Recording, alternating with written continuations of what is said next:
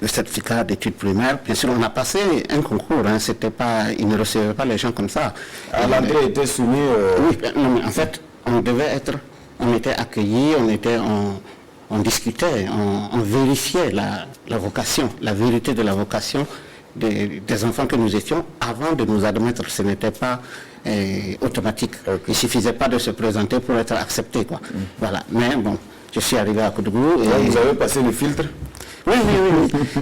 Bon, étant enfant de cœur, connaissant bien les prêtres et jouant aussi sérieusement le rôle qui était le mien, c'est-à-dire enfant de cœur, je connaissais aussi et je suivais la catéchèse, donc forcément, bon, je savais de quoi il s'agissait et je savais vers quoi j'allais parce que j'avais des modèles qui étaient à Yako et qui étaient des prêtres et qui m'inspiraient aussi parce que bon, j'avais l'impression en tout cas qu'il était possible que ce soit mon chemin. Ok. Voilà. En tout cas, vous êtes au petit séminaire donc à Koudougou. C'est donc des écoles, les séminaires d'une manière générale réputés pour la rigueur, la discipline. Donc quand on parle pratiquement de prison, voilà, pour évoquer l'ambiance qui règne dans ces enceintes. Quelle était l'ambiance? Comment vous supportiez vraiment ces conditions assez strictes? Moi, j'ai vécu le temps du séminaire comme un temps de bonheur parce que d'abord, ça m'a permis de voyager, donc de quitter mon petit coin, mon petit Yako, et donc d'aller en voiture à Koudougou. Donc pour un enfant de 11-12 ans, c'était une belle aventure, c'était même délicieux. Et je suis arrivé à Koudougou, bon, et au petit séminaire, c'était formidable parce qu'en fait, on avait des gens qui venaient d'un peu partout. On avait des gens qui venaient de Waïgia, du diocèse de Waïgia, beaucoup de gens du diocèse de Koudougou, et des gens qui venaient d'un peu partout, de plusieurs milieux. Donc c'était formidable. C'était un lieu de brassage. Un lieu de brassage vraiment culturel, quoi, interculturel. Et ça, je pense que cette effervescence sociale-là, déjà au séminaire, était une certaine manière un bain originel pour nous, pour réapprendre à vivre dans la différence. Bon, c'est vrai qu'il fallait se découvrir les uns les autres, mais il fallait aussi découvrir le monde des enseignants. C'était des religieuses françaises qui étaient arrivées et qui devaient nous donner des cours. On avait des pères blancs, on avait des abbés, donc des prêtres du diocèse. On avait vraiment une diversité de gens, aussi bien du côté des élèves, des séminaristes, que du côté... mais le quotidien était réglé comme du papier en musique, et puis certainement les élèves n'étaient pas... Non, c'était réglé. Et c'est évident que dès le réveil jusqu'au coucher, tout est programmé. Et effectivement, entre les activités religieuses, donc les prières et le temps de la formation intellectuelle, parce qu'il y a du temps pour ça, pour la formation intellectuelle, et bien sûr, il y a les activités sociales, les activités pratiques, les activités de production, parce qu'il y avait aussi du jardinage. Nous nous occupions nous-mêmes de balayer notre espace de formation de vie, puisque c'est un internat, et nous nous occupions aussi de produire des tomates, des carottes, de la salade, tout ce qui faisait notre quotidien. Donc en fait, on était dans une dynamique d'auto-reproduction, parce que nous étions à la fois des consommateurs, mais aussi on produisait ce qu'on consommait. Parce que vu de l'extérieur, ceux qui n'ont jamais fait le séminaire ont l'impression que vraiment c'est des conditions qui ne sont pas faciles, parce que je suppose qu'à cet âge, 12 ans et autres, c'est vraiment l'âge de la curiosité. On a envie de tout découvrir, de courir, de sauter, de jouer, alors que là, on se retrouve... entre griffes, voilà, dans des fers, si on peut le dire. Oui, c'était pas évident, mais c'était pas le goulag, ça c'est sûr, parce que franchement, moi j'ai beaucoup aimé à la fois les moments de prière collective. On commençait bien sûr par la prière du matin, la messe, et ensuite on allait manger ensemble. Et ensuite, on allait à l'école, en classe ensemble, on nettoyait nos classes, et ensuite on faisait du jardinage, on plantait même de la pomme de terre pour assurer notre propre... Mais c'est vrai que l'institution recevait des ressources d'ailleurs. Ce que nous faisions ne suffisait pas à nous nourrir, ça c'est évident. Mais en tout cas, nous étions dans une dynamique à la fois de formation humaine, de formation intellectuelle et de formation culturelle et interculturelle. Il m'a semblé que ces trois dimensions-là... Voilà. Mais nous n'avons pas vécu la dimension carcérale. En tout cas, dès le début, moi, je n'ai pas senti ça comme ça. C'était vraiment un moment de bonheur. C'est vrai que, par moments, dans les rapports avec nos supérieurs, avec ceux qui étaient là, ceux qui surveillaient, puisque même jusqu'au soir, avant d'aller se coucher, et quand vous allez vous nettoyer et tout, avant d'aller vous coucher, il y a un prêtre qui est chargé, enfin un supérieur qui est chargé qui surveille, qui veille, contrôle, voilà, qui vérifie. et qui vérifie que vous êtes bien couché et que vous ne faites pas de bêtises, vous ne bavardez pas, vous ne perturbez pas les autres. Donc, en fait, effectivement, il y a ce côté de surveillance. Okay. Bon, on avait peur de certains surveillants bien plus que d'autres, mais bon, franchement, moi, je n'ai pas vécu ça comme un cauchemar. Comme un cauchemar, voilà. Okay. En tout cas, le baccalauréat 1985. Oui. Voilà, A3, série A3. Et puis, en tout cas, jusque-là, tout va bien. Logiquement, on vous retrouve au grand séminaire Saint-Jean-Baptiste de Ouayalgan pour un cycle de philosophie religieuse, la théologie. Donc, en tout cas, vous êtes sur le chemin tracé depuis donc Yako, voilà vers, en tout cas, les ordres, vers la soutane. Ensuite, on peut dire que c'est un tournant. Parce que vous arrivez à l'université pour le 2 de philosophie. Ça veut dire que vous quittez le grand séminaire. Oui. Voilà, c'était quoi le problème? Pourquoi ça a déraillé, disons, en tout cas, pour ce parcours-là? Voilà, bon, j'ai passé le bac A3, donc bac avec latin, et comme en lieu et place de l'allemand. Et ceux qui faisaient allemand, c'était A4, je crois. Et nous, on faisait du latin. Et donc, j'ai passé le bac à Ouagadougou, puisqu'en fait, en ce moment, le bac s'est passé à Ouagadougou. Et bon, ayant réussi avec mention, j'ai continué dans la voie que j'estimais être la mienne, c'est-à-dire aller au grand séminaire après le petit séminaire. Bon, et voilà, je suis arrivé à Saint-Jean et j'ai commencé ma formation, j'ai retrouvé d'autres collègues, des collègues du Togo, des collègues du Burkina Faso, mais des gens qui venaient de plusieurs séminaires. Donc là encore, une sorte d'effervescence interculturelle, intellectuelle et aussi, bien sûr, humaine. Et ça, c'était très, très intéressant. Plus de religieux aussi qui venaient d'un peu partout, avec un certain niveau de formation qui demandait encore un peu plus. Voilà. Donc, cycle de philosophie et de théologie. Pendant l'année, j'ai été un peu surpris, moi-même j'ai été un peu surpris par un certain nombre de questionnements auxquels je me soumettais, parce que, bon, j'avais l'impression que la mise en ordre de ma vie, dans ce sens-là, commençait à grincer un peu. Je me sentais un peu à l'étroit, un peu étouffé. Parce que moi, il y avait des doutes qui ont commencé à fleurir sur la vie quotidienne, sur le sens même de ce que je poursuivais et surtout sur la qualité de mon engagement. Et je me souviens que j'ai adressé un courrier à l'évêque dont je relevais, c'était l'évêque de Koudougou, pour dire que je suis arrivé à un moment où je ne souhaitais pas continuer à créer jour après jour un personnage encombrant aussi bien pour moi-même que pour les autres. Et donc, en ce moment, c'était un moment où je croyais avoir déjà mûri un certain nombre de questions sur la vérité de mon engagement et je commençais à penser qu'il fallait beaucoup plus prendre un peu de distance, prendre le large. Est-ce que le doute portait juste sur votre engagement ou également sur vos convictions religieuses? Je pense qu'il y avait un peu les deux. C'est peut-être justement parce qu'il y avait les deux que j'ai eu le courage de me séparer de cet espace confortable, hein, parce que là encore, c'était très bien, c'était agréable, et on avait des amis, de très bons amis, des gens avec qui on travaillait bien, on s'entendait bien, mais j'ai senti à un moment donné qu'il fallait que je prenne de la distance, parce que j'avais comme l'impression que intellectuellement, je n'étais pas satisfait. Voilà. Et ça c'était la frustration majeure, et j'avais comme l'impression qu'il y avait une sorte de consensus mou pour rester dans le même, dans quelque chose de tolérable. Or, il me semblait que la pensée, que l'intelligence humaine est une capacité de tutoyer, une capacité de bousculer, d'interroger, de critiquer. Et oui, bien sûr. Et donc j'ai eu une sorte de frustration fondamentale à ce niveau-là, et là où on nous invitait à rester calme et tout. Bon, moi j'avais plutôt envie de poser des questions et de comprendre.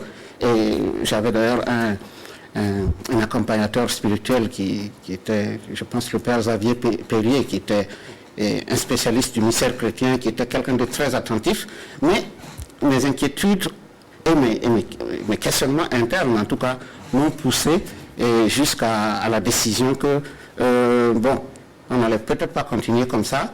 On n'avait plus envie d'être pêcheur d'hommes. Voilà, j'ai renoncé à cette perspective-là de poursuivre dans le sacerdoce, dans la voie du sacerdoce, et j'ai décidé de répondre à la demande intellectuelle qui me paraissait profonde et qui paraissait orienter aussi mon existence. Et, et comment la famille l'a vécu? Parce que comme vous le dites, vous avez baigné dans une famille qui vous prédestinait déjà donc à la prêtrise. Voilà, vous tournez le dos. Comment la famille le vit? En fait, j'ai évité même, pendant un bout de temps, j'ai évité d'affronter justement la famille parce que je savais qu'elle attendait bien entendu que mon projet de sacerdoce aboutisse. Bon, jusqu'à aujourd'hui, je pense que mon papa pensait bien sûr que ça irait jusque-là. Mais bon, j'ai évité l'affrontement. Je suis reparti bien sûr chez moi. C'était des silences. C'était des silences à la fois de mon côté et de son côté parce que je pense qu'il attendait de comprendre davantage. Mais j'ai évité d'affronter ça parce qu'en fait, je considérais même que ça c'était un jardin privé. Voilà, je suis arrivé au moment où, à un niveau où je considérais que ça c'était du jardin intime et que ça relevait juste de vous. Voilà, et que je devais décider tout seul et que là, il y a un espace même dans la vie de chacun où même ses propres parents ne peuvent pas intervenir.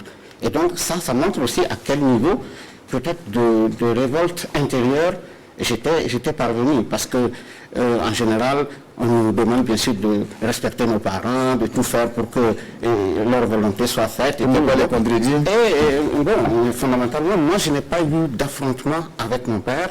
Je pense qu'il est resté aussi dans un certain silence. Parce que vous avez su éviter la question, disons. J'ai évité l'affrontement.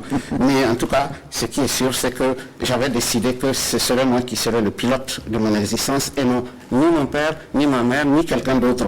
Et voilà. Et donc j'ai décidé de demander une inscription au CSPB, je crois, une inscription pour l'université. Parce que j'avais déjà, disons, perdu une année par rapport au bac en 1985. J'étais déjà en 86. Donc, et par chance, j'ai rempli les demandes d'orientation et j'ai été orienté en philo. Et vraiment, j'en étais très très heureux parce que c'est vraiment ce que je voulais faire. C'est ce que vous vouliez faire. Voilà. En tout cas, vous arrivez à l'université de Ouagadougou. Oui.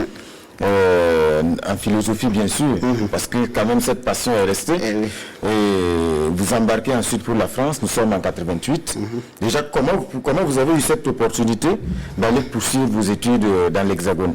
Il se trouve qu'en fait, l'université de Ouagadougou offrait une formation en philosophie jusqu'au niveau DEUG, donc diplôme d'études universitaires générales. Et donc c'était 2 années de formation, et après ça, et je pense qu'il y avait des accords avec Strasbourg et la France pour envoyer les étudiants qui devaient poursuivre en France. Et donc, en fait, je n'ai rien fait de particulier pour mériter ça. C'était le cours normal. C'était le cours normal à l'époque.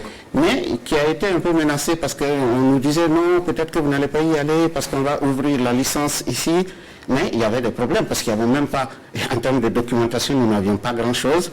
Et bon. En termes d'encadrement aussi peut-être? Bon, l'encadrement pour la licence, c'est pas très très grave parce que c'est à partir de la maîtrise que ça commence à devenir vraiment une charge pour les enseignants. Mais il m'a semblé en tout cas qu'on n'était pas prêt pour ça. Et nous avons eu une promotion qui a tout fait pour qu'on nous assure de bonnes conditions de formation. Et donc, c'était la dernière promotion d'ailleurs à partir en France pour poursuivre ces études, puisqu'après nous, il y a des ouvrages qui sont arrivés, ils ont acquis de la documentation et ils ont commencé jusqu'à la licence. Alors, voilà. Professeur, la philo, comme je l'ai dit, ça a été une passion qui, vous relève du séminaire, en tout cas, est restée. Oui. Vous avez poursuivi vos études en philosophie, une discipline qui souffre de beaucoup de clichés également, parce que, quoi qu'on dise, beaucoup estiment que la philosophie est une discipline assez élitiste, déconnecté, avec des praticiens assimilés souvent à des fous. Voilà, est-ce qu'à l'époque vous posiez, est-ce que c'était des clichés qui existaient et qui vous préoccupaient à cette époque-là? Oui, en fait, je pense même que derrière ces clichés, les gens avaient peur de cette discipline. Comme dans une société qui tourne en rond, on a peur de la pensée, on a peur de la réflexion, parce que la réflexion dérange. Sa fonction, c'est de déranger, c'est pas de caresser dans le sens du poil. Et donc, si du jour au lendemain, vous voyez quelqu'un qui ose vous dire ce qu'il pense de façon claire et nette et qui ne dit pas je pense comme les autres, mais voilà ce que je pense, il me semble que ça perturbe de toute façon l'équilibre social. Et ça, c'est le propre du philosophe. Je pense que la force iconoclaste, ce que Nietzsche appelle l'intempestivité, ça c'est ce qui définit véritablement la philosophie. Une philosophie qui chante les mêmes chansons que tout le monde, qui ronronne de la même manière que la société, c'est-à-dire qui est conformiste. Ce n'est pas de la philosophie, je suis désolé, elle ne peut pas consacrer les idoles du jour. La philosophie, c'est toujours l'émergence c'est comme une sorte d'insurrection intellectuelle. Voilà, je vais appeler ça comme ça. Une sorte d'insurrection intellectuelle qui entend poser des questions à la fois sur ce que les gens disent, sur ce qu'ils vivent et aussi sur ce qu'ils espèrent, ce qu'ils croient. Et il me semble qu'à tous ces trois niveaux-là, notre société, même si, à mon avis, elle n'était pas méchante pour des étudiants en philosophie, notre société n'avait pas forcément besoin qu'on la dérange tous les jours. Mais elle avait déjà été dérangée parce que la révolution était déjà arrivée en 1983 et elle avait déjà bousculé les valeurs ou disons les idoles du moment. Donc quelque part, les gens se sont... Mais la philo, quoi qu'on dise, elle est dans la réflexion, elle n'a jamais produit une aiguille, professeur. Ah oui, c'est ça, oui. Mais il se trouve qu'en fait, justement, ce qui est important dans la vie des hommes et des sociétés, c'est de se donner les moyens d'interroger le monde.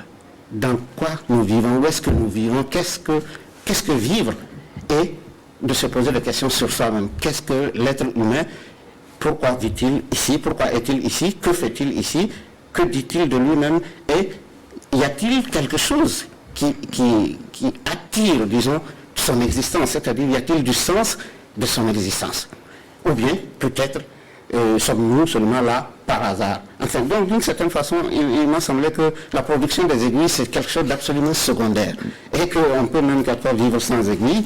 Bon, mais ce qui est important là, c'est d'abord que l'homme considère que le centre de gravité de l'existence, c'est d'abord de rendre hommage à ce qui fait la différence entre nous et les autres êtres. Est-ce qu'aujourd'hui vous estimez que la société actuelle dans laquelle nous sommes nous éloigne davantage de la réflexion et nous rapproche toujours un peu plus des choses beaucoup plus, disons, triviales, simplistes, oui, matérialistes? Nous sommes dans une société de consommation. La société de consommation installe, pour ceux qui en ont les moyens en tout cas, installe un certain conformisme, installe de la satisfaction et nous demande de consommer et de nous taire. Silence, on consomme. Silence, non, ne vous préoccupez pas d'autre chose, vivez au présent, vivez au quotidien et voilà. Et donc j'ai comme l'impression que ça c'est un problème du monde en général et pas seulement de notre société, mais notre société faisant partie du monde incline toujours à chacun à dormir. Soyons tranquilles, soyons dans la paix, ne bougeons pas, restons tranquilles. Or, il me semble justement que pour donner une nouvelle orientation à notre existence, au lieu de tourner en rond dans le cercle vicieux du quotidien, nous avons absolument intérêt à redonner, à refaire de la pensée le centre de gravité de notre existence collective et individuelle.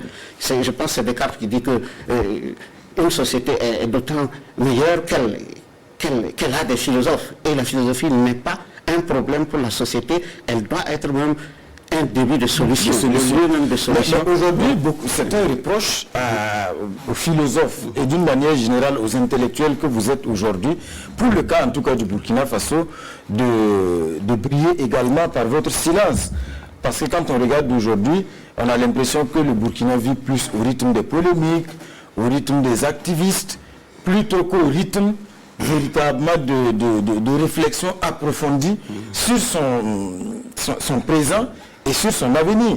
Tous les jours, on vole de polémique en polémique, les activistes ont occupé la place, on a l'impression que vous autres intellectuels et philosophes, voilà, vous vous êtes murés dans votre silence. Bon, il est possible aussi que la société elle-même ne soit pas prête à nous entendre. Ça, je pense que ça c'est aussi une des évidences. Nous sommes dans une société qui est dans l'accélération, alors que la philosophie demande une certaine décélération. Un certain ralentissement, parce que pour pouvoir réfléchir, on ne peut pas être dans la course quotidienne, dans l'agitation quotidienne, dans l'activisme. Il est évident qu'il y a une différence entre philosophie et activisme. Mais la place que vous laissez, d'autres l'occupent. Mais je pense même que c'est aussi normal qu'il y ait des activistes, parce que quelque part dans une société, ça montre que les gens défendent des idées. Bon, maintenant, il faut apprendre à défendre les idées avec une culture intellectuelle, pas seulement dans une logique d'intérêt de corps, d'intérêt corporatiste et tout. Il faut absolument qu'il y ait une liberté d'esprit qui soit le support de la production et de la circulation des idées dans la société.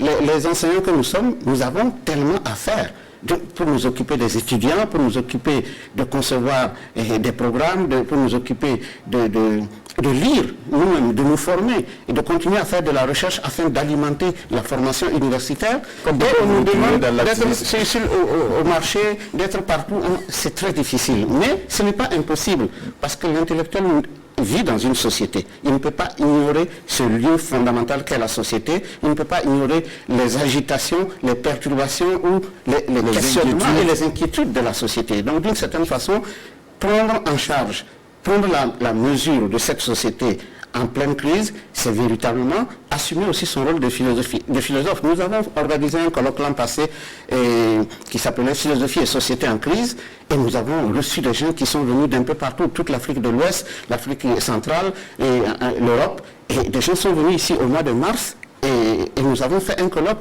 et on s'est rendu compte que les philosophes ont quelque chose à dire et qu'ils connaissent même la société.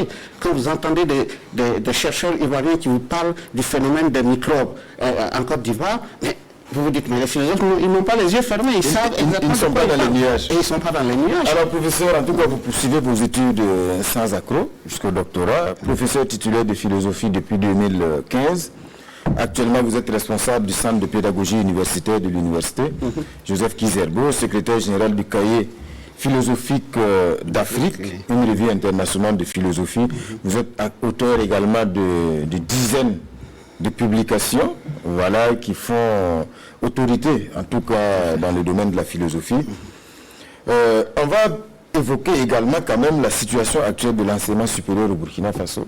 Voilà, vous êtes un témoin, en tout cas, de cette évolution ces dernières années. Un secteur qui a traversé de grandes crises et on a l'impression jusqu'à présent qu'on a du mal à en sortir. Aujourd'hui, est-ce que vous, qui êtes dans le milieu donc, de cet enseignement supérieur-là, est-ce que vous entrevoyez le futur? Est-ce que vous voyez le bout du tunnel, disons? Bon, je ne sais pas si on est dans un tunnel et s'il y a un bout, mais en tout cas, il est évident qu'on a des difficultés. Tout le Burkina Faso est une société à problème, et donc c'est même pas étonnant que l'université ou l'école en général soit aussi une institution à problème. Donc nous n'avons pas, l'université n'a pas le monopole des problèmes. Mais quand on a dit ça, on a seulement débusqué le problème. Maintenant, il y a un certain nombre de difficultés auxquelles l'université est confrontée. Je pense que déjà même le caractère exigu de l'espace où se trouve l'université de Kizerbo montre clairement qu'en fait on n'avait pas d'ambition véritable pour cette université, parce que c'est comme un terrain de tennis juste à côté de la présidence et tout ça, en fait, puisque l'ancienne présidence était juste à côté. Bon, franchement, quand vous comparez par exemple à l'université de Legon qui au Ghana, vous voyez que notre petit espace là, bon, mais c'est pas grave. Le gouvernement a quand même trouvé des solutions. On a décentralisé l'enseignement supérieur. On a fait en sorte que Bobo Dioulasso, Koudougou, Waïya, Fada, enfin, donc depuis un certain nombre de temps, un certain nombre d'années, il y a une sorte de volonté de rapprocher l'enseignement supérieur de tous ces espaces-là. Ce qui est normal, c'est même une obligation. C'est pas des faveurs, ce sont des obligations de l'État. Bon. Mais il se trouve que il y a aussi Ouagadougou à côté, mais bon, c'est pas évident. Mais en tout cas, ce qui est sûr, c'est qu'au-delà des problèmes d'espace, il y a d'autres problèmes. Bon, nous sommes dans une société même où, à mon avis, le savoir n'est pas une priorité. C'est parce qu'aujourd'hui que l'enseignement supérieur n'est pas véritablement une priorité. Non, c'est une priorité de mon point de vue et certainement du point de vue de l'État, parce que sinon on aurait supprimé l'enseignement supérieur. Mais je ne suis pas sûr que la société elle-même porte le désir de l'enseignement supérieur. Parce que j'ai comme l'impression que notre société est une société qui valorise plus les relations et le conformisme, plutôt qu'une société qui entend entrer véritablement dans la modernité, c'est-à-dire donner un privilège à la pensée, donner un privilège à la réflexion, donner un privilège à la science, à la modernité. C'est vraiment ça. C'est l'entrée dans cette modernité-là qui, à mon avis... Mais est-ce que ce n'est pas normal? Parce qu'on a une société qui se pose des questions existentielles. Bon, quand je dis des questions existentielles, c'est peut-être pas l'expression, mais la préoccupation, c'est de manger à sa faim, déjà de se soigner, et puis voilà, en ce moment, est-ce qu'elle a atteint le niveau? Mais justement, quand on dit ventre affamé n'a point d'oreille, là, n'a point d'oreille, par exemple, pour la réflexion, il faudrait continuer cette phrase-là comme ça. Ventre affamé n'a point d'oreille pour autre chose, si ce n'est pas seulement s'occuper de manger. Je pense justement que ça c'est très dangereux. Parce que notre société, en tournant en rond, dans le cercle vicieux de l'alimentation seulement de nos estomacs, c'est ça qui... les besoins primaires. Ça détruit et ça détricote même la possibilité d'une espérance même pour cette société. Parce que on ne peut pas tourner seulement en rond dans le quotidien. Comme, par exemple, actuellement, nous ne pouvons pas nous contenter de nous occuper seulement des besoins alimentaires quand nous sommes confinés. Il n'y a pas que les sacs de riz, il n'y a pas que les petits cadeaux qu'on peut nous donner, il n'y a pas que les petits stocks de nourriture, mais il nous faut aussi entrer dans une autre dynamique. Pourquoi on ne fait pas, et on ne fait pas de stock de livres pour des enfants qui sont à la maison, qui subissent des vacances maintenant, parce que ça, ce sont des vacances forcées. Subies. Et oui. Et donc, du coup, pourquoi on ne donne pas aussi de la place à la documentation intellectuelle, à ce qui va permettre de nourrir aussi l'esprit de nos enfants? Pourquoi doit-on se retrouver dans une sorte de blackout intellectuel et par rapport à cette crise dans laquelle nous sommes aujourd'hui? La crise du coronavirus. Voilà, pour finir, je pense que l'université n'a pas le monopole des problèmes parce que toute la société est problématique, mais l'université propose toujours la possibilité, en tout cas à ceux qui le souhaitent, d'apprendre autrement. Mais la difficulté, professeur, c'est qu'on a expérimenté tellement de solutions. Prenez juste le chevauchement des années, voilà, les blanchiments techniques, voilà, il y a tellement de choses qui ont été expérimentées. Mais jusqu'à présent, on a l'impression que c'est le mythe de Sisyphe. C'est comme si un éternel recommencement. C'est comme si c'était absolument impossible, mais c'est comme si. Moi, je pense que c'est possible de remonter la pente dans laquelle nous sommes tombés, parce que d'une certaine façon, il y a l'obligation, par exemple, au-delà des espaces, des amphithéâtres qu'il faut à la hauteur des attentes là, il faut absolument, par exemple, la formation des enseignants.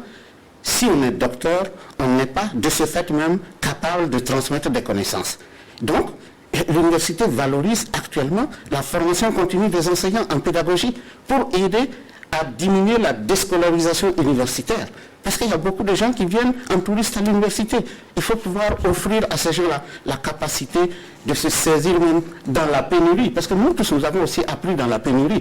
Il ne faut pas que les gens attendent qu'on leur donne tout. D'être dans le confort oui, non, absolu. Parce que sinon, nulle part, il n'y a le confort absolu. Mais on peut exiger qu'il y ait bien sûr des amphithéâtres, on peut exiger qu'il y ait un personnel bien formé, un personnel en formation continue qui renouvelle ses compétences et un personnel administratif et tout qui soit à la hauteur de ce qu'on attend dans une université. C'est peut-être ce qui explique également, parce que bien qu'on explique, on dise que, en tout cas, le monde du supérieur est dans le creux de la vague depuis, en tout cas, de longues années. Chaque année, quand même, quand on regarde les classements des meilleures universités africaines, je ne dirais pas que l'université de Ouagadougou est en tête, mais elle est quand même relativement bien classée malgré toutes ces difficultés. Oui, je pense que, en fait, c'est vrai qu'on a des problèmes, il ne faut jamais nier les problèmes, parce que sinon on ne les règle pas. Mais de là à désespérer et à installer une sorte d'afro-pessimisme général sur l'enseignement supérieur en Afrique ou au Burkina Faso, c'est aller trop loin. Alors qu'il y a des choses qui se font, il y a des efforts qui sont consentis. Et il y a des étudiants aujourd'hui qui sont demandeurs de connaissances. C'est ça, en fait, qui est la pointe la plus intéressante. Que l'État donne de l'argent pour des bâtiments, que l'État forme les enseignants, ok, ça c'est très bien, c'est même son devoir. Mais que les étudiants manifestent plus de désir d'apprendre, la soif intellectuelle, ça c'est ce qu'il y a de plus essentiel dans une société. Moi j'ai des étudiants qui sont en demande constante et qui interagissent avec nous, à la fois sur WhatsApp, sur Facebook, pour demander de la matière à penser. Et ça, moi, ça fait longtemps que je n'avais pas senti ça dans notre société. Et ces dernières années, malgré tout ce qu'on peut dire des étudiants, parce qu'on peut les insulter, on peut dire que le niveau a baissé, mais on est bien obligé de reconnaître que quand on change de dynamique pédagogique avec eux, c'est-à-dire quand l'enseignant n'est pas là pour les punir, mais plutôt pour les accompagner dans un processus d'apprentissage véritable, alors nous devenons des compagnons d'apprentissage. Parce que moi j'ai besoin d'apprendre et sur, par exemple, pour un certain nombre de cours que je donne, j'ai décidé de mettre de la matière, par exemple les ouvrages que je lis et que les étudiants ne peuvent pas avoir parce qu'ils n'ont peut-être pas accès aux ouvrages comme moi. Mais je fais des synthèses et je mets des passages aussi sur Facebook et cela permet aux étudiants actuels de se nourrir, de compléter les cours qu'ils reçoivent, mais cela permet aussi aux anciens étudiants qui travaillent déjà, qui sont sur le terrain, de rafraîchir leurs connaissances. Ah oui, il me semble que, et je ne suis pas le seul, parce que bon, c'est vrai qu'il y a beaucoup de gens qui ne veulent pas entendre parler des réseaux sociaux, beaucoup de gens ne veulent pas entendre parler de Facebook parce qu'ils considèrent que c'est un lieu, c'est le supermarché de la bêtise, comme je disais dans un des écrits. Mais moi, je pense qu'il faut éviter de jeter l'opprobre sur des instruments. Parce que c'est seulement, avec l'eau du bain. Oui, c'est seulement des instruments. Donc, nous pouvons nous en servir du mieux que nous pouvons. Donc, ça peut être la solution aussi pour l'université. Ça peut être une solution pour qu'on garde le contact avec les étudiants dans le compagnonnage pédagogique qu'on peut avoir avec eux. Surtout dans ce contexte. Professeur, on va évoquer les questions d'actualité. Actualité marquée, comme vous l'avez déjà évoqué, par cette crise sanitaire. Pour ce qui concerne le Burkina Faso, déjà, quelle est la lecture que vous faites de l'évolution de la maladie depuis le 9 mars jusqu'à maintenant? Parce que vous êtes de ceux aujourd'hui qui, de plus en plus, sortent de la psychose, parce qu'au départ, on avait prédit l'apocalypse. Nous avons eu tous peur de cette maladie que personne ne pouvait nous expliquer. Autrement que de dire, ça vient de tel animal, ça vient de la manipulation de tel animal, patati patata, le pangolin, ça vient de Chine, donc ça avait l'air très loin. Nous oublions que beaucoup de Burkinabés vont en Chine, beaucoup de commerçants vont en Chine, et que la Chine est devenue un partenaire, pas seulement politique, mais commercial, avec le Burkina Faso. Donc, ça a l'air loin, mais c'est très proche. Voilà. Donc, après la peur, après la panique, après l'incompréhension par rapport à cette maladie, les Burkinabés sont entrés dans une autre phase, la phase de l'accusation. Et donc, ils ont pris conscience du danger auquel ils étaient confrontés. Ils ont commencé à chercher des boucs émissaires. Voilà. Bon, on peut multiplier les exemples. Moi, je n'entre pas dans cette surenchère parce que accuser telle personne ou accuser même le bon Dieu, parce qu'il y en a même qui se sont servis de ça pour dire c'est le bon Dieu qui est responsable de ça, c'est lui qui décide de nous punir. Bon, pour moi, c'est totalement des inepties, c'est-à-dire c'est l'expression d'une incapacité à réfléchir qui fait que l'esprit se met au sommeil justement en accusant un être transcendant qui serait tout puissant. Bon, déjà, c'est très difficile d'expliquer aux Burkinabés que le bon Dieu, que les Burkinabés considèrent comme une référence en matière morale, soit quelqu'un qui se venge. Parce que quelqu'un qui se venge et qui punit ses enfants, si nous sommes ses enfants, ça c'est très inquiétant. Ça c'est une théologie terrible. Donc, enfin, moi je n'ai jamais eu... Mais ça peut être une punition pour les fautes. Oui, mais en fait, c'est terrible en fait. Voilà, cette représentation vicieuse de l'idée d'un Dieu qui serait punisseur, vengeur et qui voudrait... Et cela voudrait dire qu'il faut établir d'abord quelles sont les fautes que nous avons commises. Mais ça, moi j'ai comme l'impression que considérer même que réfléchir c'est un problème, considérer que développer les sciences c'est un problème, considérer que développer les technologies c'est un problème, ça c'est vraiment se tromper d'époque. Parce que nous sommes aujourd'hui au XXIe siècle, il est absolument incroyable que des gens pensent que développer les technologies pour servir, par exemple, le déplacement des gens d'une société à l'autre, que ce serait un problème. Vous revenez donc à cette question d'évolution. Vous avez évoqué donc cette phase de peur, d'accusation. Oui. Et aujourd'hui, on a l'impression qu'on est passé à autre chose. On est passé à autre chose parce qu'effectivement, nous avons compris et nous avons même accepté la quarantaine, le couvre-feu. Enfin, on a quasiment tous accepté. Et il me semble que nous sommes devenus plus ou moins raisonnables. Et nous avons commencé à nous rendre compte que peut-être en acceptant les mesures, cela permettrait de détraumatiser la société par rapport à cette affaire.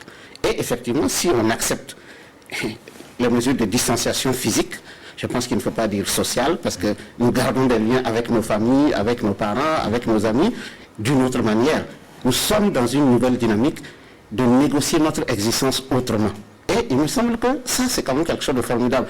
Je dois dire que les Burkinabés, quoi qu'on dise d'eux, je pense qu'ils ont commencé à comprendre qu'ils ont intérêt, que c'est pour leur propre santé et pour la santé de tous qu'on a intérêt. Il faut respecter donc ces mesures. Donc, du coup, on peut... Donc ça fait que... Est-ce que l'évolution vous rassure aujourd'hui? Moi, j'ai comme l'impression qu'il y a des gens qui restent encore dans une certaine inconscience qui ressemble à une cécité volontaire. C'est-à-dire, ils ne veulent pas remettre en cause leurs habitudes et donc, ils trouvent des raisons pour nier d'une certaine façon la réalité de la maladie. Ça, c'est la seule frange dangereuse à l'heure actuelle et je pense qu'il faut absolument que l'État, les associations, les ONG fassent davantage de publicité pour que ceux qui veulent continuer de nier la réalité de cette maladie sachent qu'ils se mettent en danger, mais qu'ils mettent toute la société en danger. Parce que déjà, cette crise-là, sanitaire, mais oui, mais aussi identitaire, qui sommes-nous? Nous sommes perturbés par cette affaire. Une crise culturelle, une crise sociale, une crise économique, une crise même peut-être politique, parce que la manière dont l'État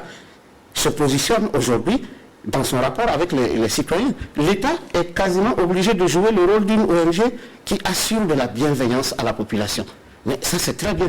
Ça, c'est ce que chacun de nous-mêmes attendait de l'État. Surtout l'État en Afrique. Mais en tout cas, la gestion de cette crise, professeur, il faut le dire, a laissé apparaître quand même beaucoup de couacs, beaucoup de polémiques. On a l'impression que rien ne peut aujourd'hui nous unir. On se divise surtout. Aujourd'hui, quand vous prenez du côté de l'État, tire à boulet rouge sur l'État, sur des questions de gestion, de communication. Aujourd'hui, la question des ressources, la gestion des ressources aujourd'hui fait polémique. Voilà, comment vous vivez cette situation-là en tant que philosophe, quand vous regardez tout cela, ça vous inspire quoi? Bon, c'est vrai que quand nous sommes joyeux, nous aimons partager la joie. Il y a des gens qui, quand ils souffrent, veulent aussi partager la souffrance, veulent propager la souffrance. J'ai comme l'impression que les Burkinabés sont devenus un petit peu français, donc des râleurs professionnels. Bon, ça ne veut pas dire que l'État est excusé, mais je veux dire, nous avons tous à apprendre au quotidien de cette crise qui a commencé de l'autre côté là-bas en Chine et que nous avons appris à découvrir progressivement. Donc, pourquoi voulons-nous que la réponse politique soit une réponse parfaite par rapport à une crise qui ressemble à un tissu d'inconnu? Pourquoi? Donc, je veux dire, il faut être raisonnable à un moment donné. Cela ne disculpe pas l'État de ses obligations, parce qu'un État est fait aussi pour comprendre ce qui se passe, pour anticiper et pour préparer justement l'avenir. Donc, on attend beaucoup de l'État, parce que probablement nous aimons beaucoup l'État. Qui aime bien, châtie bien, qui bene amat bene castigat. Ok, nous aimons l'État, donc nous le critiquons et nous voulons qu'il fasse mieux. Nous voulons qu'il devienne véritablement un accompagnateur du désir d'excellence de notre société. Nous ne voulons pas qu'il freine l'élan d'amélioration de cette société. Ok, mais chacun peut aussi se poser la question, qu'est-ce que je fais pour que les choses s'arrangent, pour que les choses deviennent meilleures? Il y a combien... Je connais des jeunes qui sont engagés à distribuer des masques déjà depuis quelque temps. On connaît des jeunes médecins qui font des efforts absolument incroyables pour sensibiliser la population. Et on connaît aussi des enseignants qui transmettent ça. Même sur Facebook, on se connaît. De garder le contact avec ça veut dire qu'il y a quand même des efforts. Maintenant, comment mettre en synergie tous ces efforts pour qu'au lieu de nous taper les uns sur les autres, nous apprenions à travailler ensemble? Ça, c'est la sainte cacophonie dans laquelle nous voulons évoluer là. Il va falloir qu'on fasse un peu attention et qu'on pense à l'intérêt supérieur, parce que c'est plus les populations qu'il faut aider à déjouer ce piège, le piège de cette crise sécuritaire. De cette maladie. Alors, professeur, est-ce qu'on n'a pas transposé aussi des solutions dans nos pays? Parce que quand on regarde le confinement décrété aux États-Unis, en France, d'une manière générale en Europe, voilà, on a l'impression que les pays occidentaux peut se payer ce luxe, voilà, de confiner les populations. Quand vous prenez la France, on a débloqué des milliards d'euros pour supporter le chômage partiel des travailleurs. Ici au Burkina, par exemple, on a fermé les marchés, on a appliqué à peu près les mêmes solutions, alors qu'on n'a pas forcément les mêmes ressorts, voilà, que ce soit économique ou social. Est-ce qu'on n'a pas transposer des solutions qui ne sont pas le mimétisme entre nous et l'ancienne puissance coloniale française. Et je pense que nous sommes dedans depuis un bout de temps.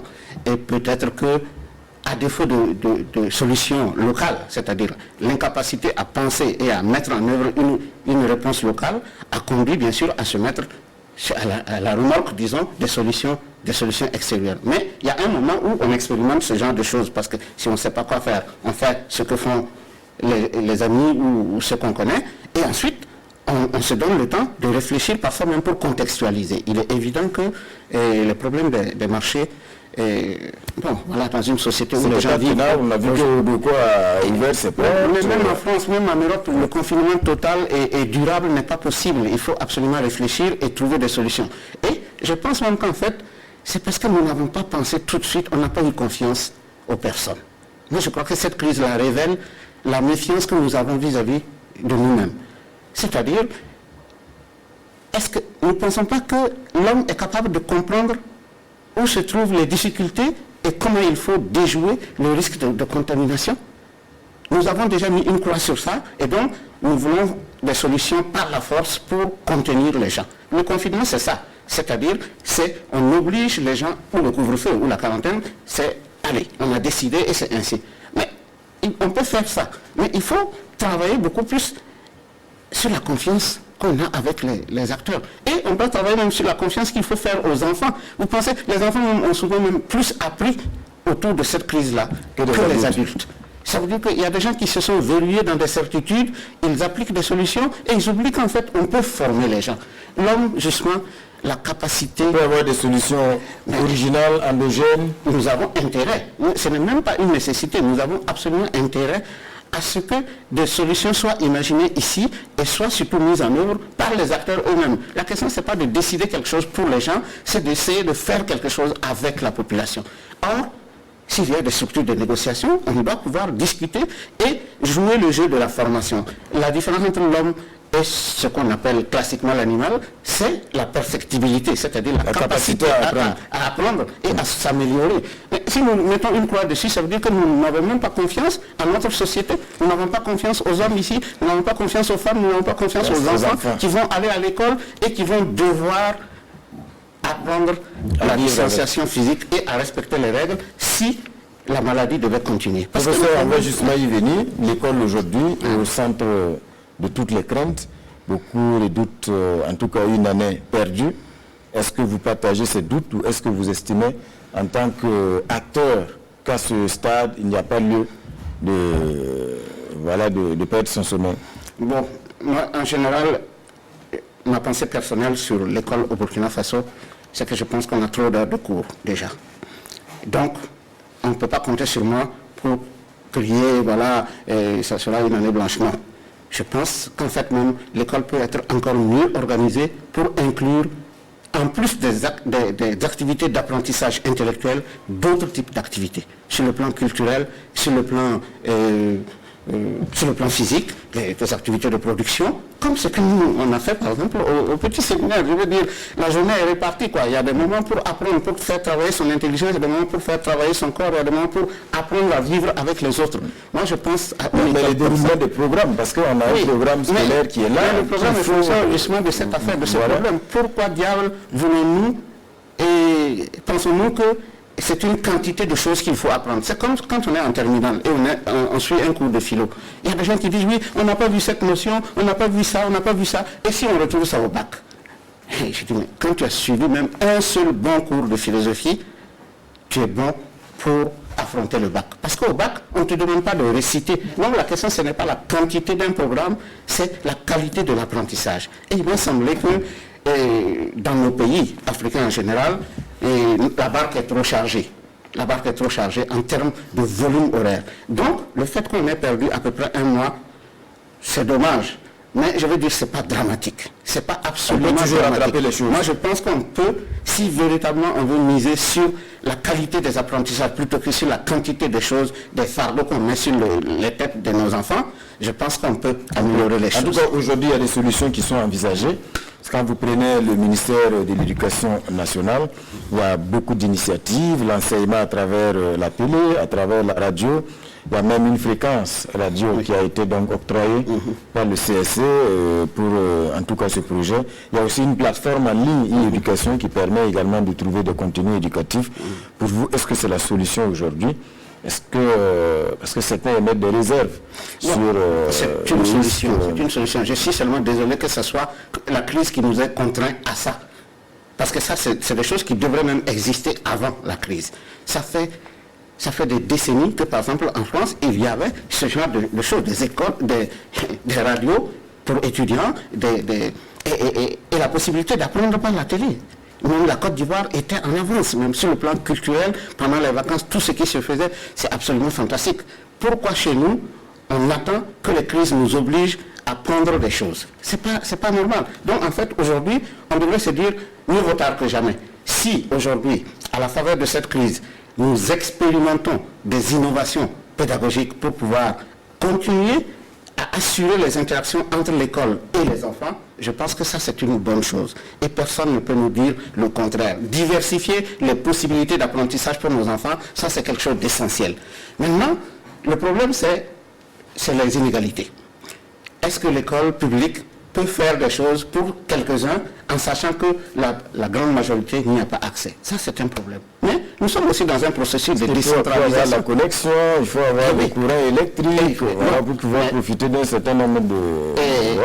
Je suis loin de Ouaga et nous n'avons peut-être pas de radio en famille, nous n'avons pas de télé en famille. Donc il y a un certain nombre de paramètres, bien sûr, importants à prendre en compte. Il me semble que la décentralisation doit permettre aussi une solution de rapprochement et qu'on prenne en compte véritablement les attentes au niveau local, parce qu'on ne peut pas les ignorer. Sinon, pour qui on fait ces émissions? Si on les fait, il faut que ça touche véritablement le public et qu'on ait même le choix. Moi, je pense même que le privé peut être sollicité ici pour développer, par exemple, des opportunités de ce genre au niveau des régions.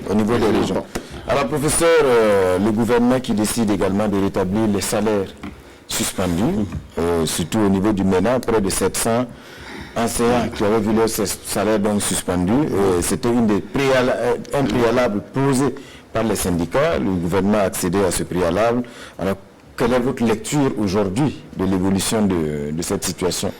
Bon, c'est vrai que je dois dire que je n'ai pas beaucoup suivi cette affaire, mais j'en ai entendu parler et j'ai regardé aussi sur le site du ministère.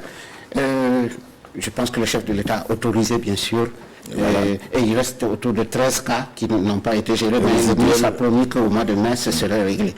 Bon, quand on réussit à s'entendre, c'est toujours une victoire politique. Ça, c'est très important. Politique au sens noble du terme. C'est pas pour un parti, mais quand l'État rend possible des discussions, des interactions et trouve un accord, je pense que c'est toujours ce qu'il faut. Parce que la politique, c'est ça.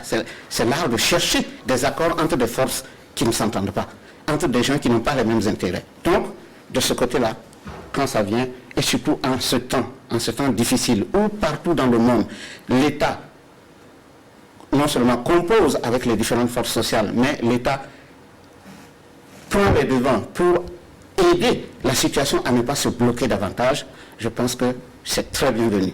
Maintenant, peut-être même qu'on peut faire mieux. Peut-être qu'on peut faire mieux. Je pense que l'État ne doit pas rester seulement dans une réponse du tic au tac avec les syndicats. L'État doit être dans la capacité d'anticiper un certain nombre de problèmes et même d'offrir à la société ce que les acteurs ne demandent pas. Parce qu'on aurait une vision de la société, une vision de notre avenir, et l'État sait qu'il doit investir à tel et tel endroit, au moment même où certains acteurs ne savent même pas encore que ces aspects sont des préoccupations. Donc l'État aide dans son obligation de trouver des compromis. Et quand l'État trouve des compromis, c'est très bien. Je connais un petit peu le ministre Ouaro, c'est quelqu'un d'intelligent, ça m'étonnerait qu'il ne voit pas les choses ainsi. Je pense que c'est normal. Ensuite, il faut aussi, bien sûr, l'humilité des différents acteurs pour ne pas casser la calebasse à force de tirer dessus. Donc, il y a aussi l'obligation d'apprendre une certaine éthique de la co-responsabilité, une éthique de la co-responsabilité autour de la question éducative, autour des problèmes sociaux, et l'État doit en tout cas prendre les devants et quelquefois même octroyer à la société plus que ce qu'elle demande, parce que l'État doit voir plus loin que la société où les acteurs sont rivés à leurs propres intérêts. Professeur, question également aujourd'hui, en tout cas qui fait débat, c'est la question donc de ces procès engagés en tout cas par les magistrats, qui ont esté contre l'État, estimant donc que les coupures de salaire pour faire de grève, en tout cas, dont ils ont été victimes, en tout cas, n'était pas normales. Ils ont gagné le procès à Ouagadougou au tribunal administratif, à Bobo ils ont été déboutés, à Koupéla également ils ont été déboutés, ils ont gagné à Koutougou. Mais au-delà de tout ça aujourd'hui, en fait le débat est sur la place publique parce que beaucoup estiment que des magistrats qui jugent un dossier où ils sont eux-mêmes victimes, bon, cela pose problème. Voilà, et puis en tout cas aujourd'hui le débat est posé. Quelle est la lecture que vous en faites? Bon, en fait, je dois vous dire que je n'ai pas beaucoup suivi, et ça s'offre un peu sur Facebook, grâce à certains posts et tout que j'ai vus de façon rapide. Donc, bon, c'est pas prudent de se prononcer comme ça sur des sujets, surtout des questions de droit, mais il est évident que quand on est victime, on est mal placé pour être jugé parti. Bon, maintenant, moi je veux bien comprendre, je veux bien me cultiver davantage, parce qu'il arrive aussi que on ne soit pas, enfin, je ne fais pas la sourde oreille par rapport à certains problèmes sociaux, mais il y a des moments où, pour des raisons familiales, on a l'esprit ailleurs et on ne se concentre pas sur certains événements de l'actualité. Donc c'est le cas ici. Donc je suis mal à l'aise de me prononcer, mais comme j'ai dit tout à l'heure, trouver une solution. Qu'il existe des problèmes dans un État, ça c'est pas un problème. Mais le problème c'est quand on ne trouve pas de solution, et quand on ne trouve pas de solution négociée, et quand on ne trouve pas de solution durable. C'est ça le problème. Professeur, aujourd'hui, est-ce que la question politique vous préoccupe, le vote de novembre? Parce que l'échéance est fixée, la CENI avait commencé à dérouler son programme, aujourd'hui tout cela est suspendu. Est-ce que c'est une question qui vous préoccupe, ou qui vous inquiète, disons? Moi, j'ai la faiblesse de penser qu'il faut qu'on fasse attention à ne pas créer un vide juridique dans notre pays. Parce que peut-être les mêmes personnes qui demandent aujourd'hui qu'on ajourne toute perspective électorale seront les mêmes qui diront que ce gouvernement n'est pas légitime parce qu'on a passé le cap de son mandat. Non, il faut tout faire pour tenir l'échéance. Non, pas tout faire.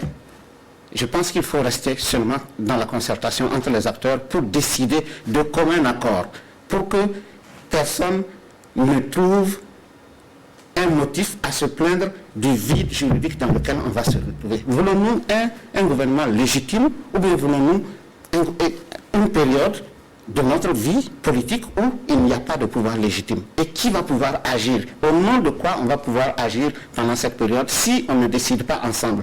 Donc il faut arriver à une sorte de plateforme commune des partis politiques autour de cette affaire pour que tout le monde signe et que tout le monde soit d'accord sur le délai qu'on se donne pour le report éventuel des élections. Parce que moi, j'ai un peu peur du vide juridique et des contestations de toute autorité qui voudrait s'exercer pendant la période.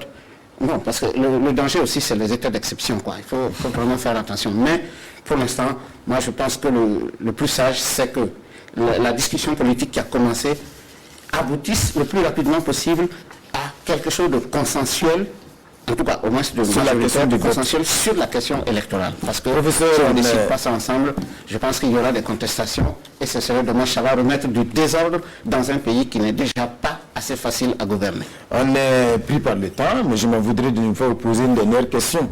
Aujourd'hui, le philosophe que vous êtes, quand vous regardez ce monde, la place Saint-Pierre de Rome fermée, la Mecque, la Kaaba vide de monde, les Champs-Élysées, personne, pas de circulation. Vous regardez Times Square à New York, on a l'impression qu'on est en train de vivre quelque chose qui tout doit sortir de nos cauchemars. Aujourd'hui, qu'est-ce que ça vous inspire comme réflexion pour l'humanité, cette crise? Voilà, nous courons, ça c'est, je reviendrai à Blaise Pascal qui montre que la vie humaine est souvent faite de divertissement, mais il faut entendre par divertissement une agitation de l'homme qui court, qui est sans repos. Et Blaise Pascal d'ailleurs a copié Montaigne sur ce plan-là. Et aujourd'hui, nous nous rendons compte que malgré toutes nos urgences, malgré tout ce qu'on avait à faire, on a été capable d'une certaine décélération de notre existence, d'un certain recueillement.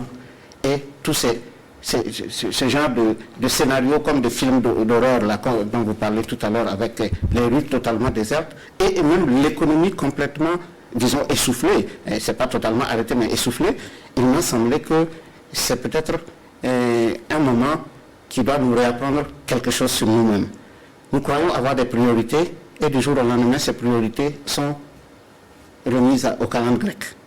Nous croyons être sous pression et nous vivons dans le stress au quotidien et pourtant nous sommes aussi, quand ça chauffe, nous sommes obligés de nous contenir, de nous retenir et de nous recueillir. Ok.